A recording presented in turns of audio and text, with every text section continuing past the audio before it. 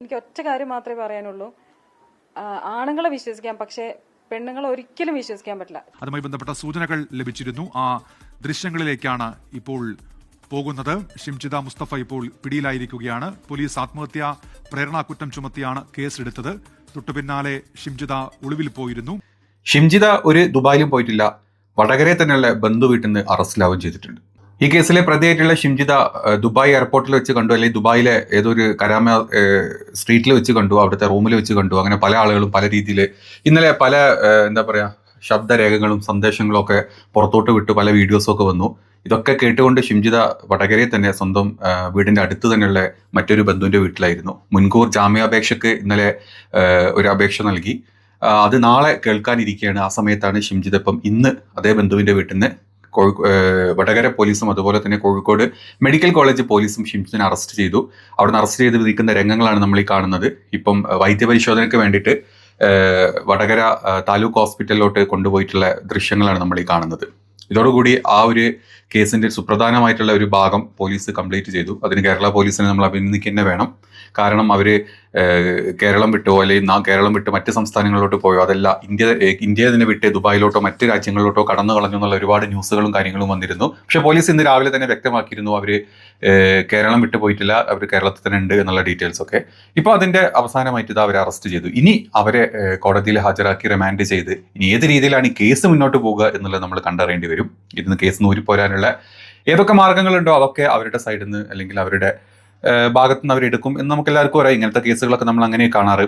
കുറെ കേസ് പറയും, അവസാനം അവർക്ക് ജാമ്യം കിട്ടും. അതല്ലെങ്കിൽ ഇത്തരത്തിലുള്ള കേസുകളിൽ ശിക്ഷിക്കപ്പെട്ടിട്ടുണ്ടെങ്കിൽ അത് വളരെ കുറഞ്ഞ ആളുകളായിരിക്കും. നമുക്ക് എണ്ണി പറയാൻ ഒരാൾ പോലുമില്ല. പക്ഷേ ഇത്തരത്തിലുള്ള കേസുകൾ നൂരിപ്പോന്ന ആളുകളെ പറ്റി സംസാരിക്കാൻ ഒരുപാടുണ്ട്. പക്ഷേ ഈ ഒരു കേസിന്റെ കാര്യത്തിൽ ഇപ്പൊ കേരളം അത്രയും ചർച്ച ചെയ്തു. നമ്മളിപ്പം ഒരാഴ്ച കൂടി ഇത് ചർച്ച ചെയ്യുമായിരിക്കും. ആ ചർച്ച കഴിഞ്ഞാൽ പിന്നെ ഈ കേസ് എന്തായി എവിടെയെന്ന് പോലും നമുക്കറിയാൻ പറ്റില്ല. നമ്മൾ ഇതുപോലത്തെ ഒരുപാട് കേസുകൾ ഇതിനു മുമ്പും കണ്ടിട്ടുണ്ട്.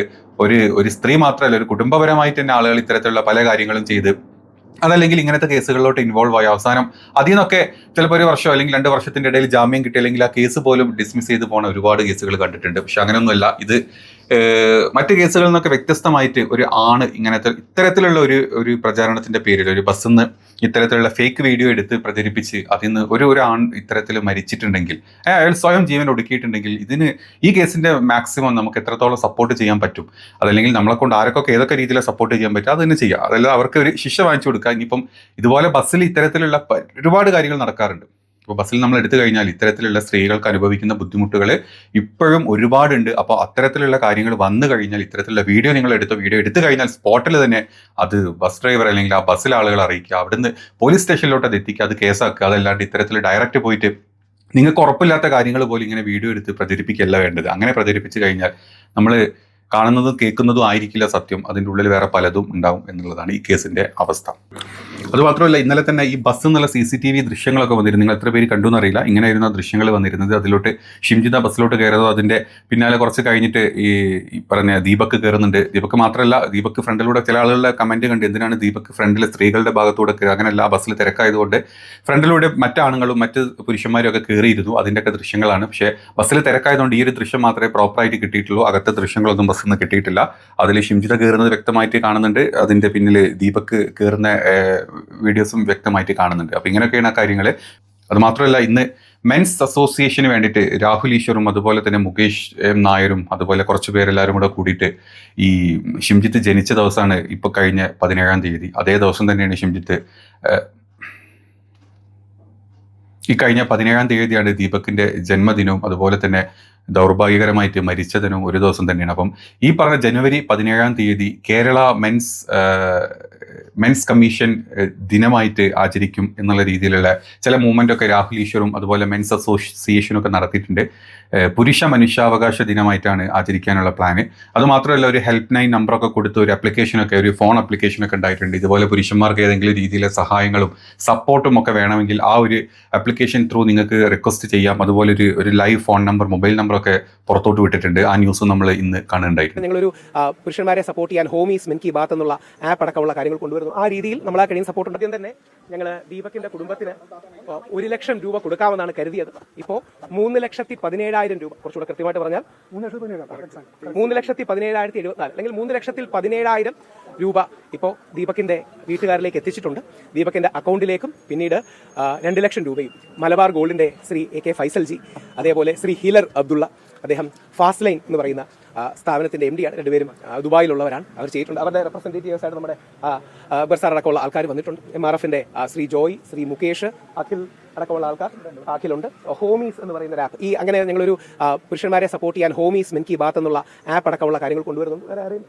അപ്പോൾ ആ രീതിയിൽ നമ്മൾ ആ കഴിയും സപ്പോർട്ട് ഉണ്ട്. അപ്പോൾ 2 ആവശ്യങ്ങളാണ് മുമ്പോട്ട് വെച്ചത്. പേരൻസിനോടും അഭ്യർത്ഥിച്ചു, ഇവിടെ റിലേറ്റീവ്സിനോടും.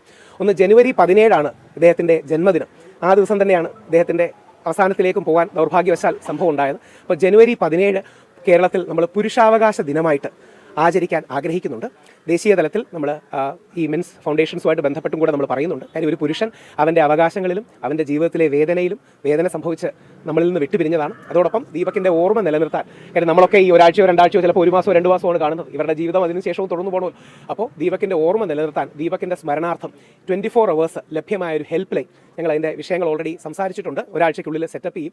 24 മണിക്കൂറും ഏത് പുരുഷനും വിളിച്ചാൽ കിട്ടാൻ സാധിക്കുന്ന mobile phone, land line number അല്ല, പലപ്പോഴും ലാൻഡ് ലൈൻ നമ്പർ ഗവൺമെൻറ് ഒന്നും വർക്ക് ചെയ്യാറില്ല.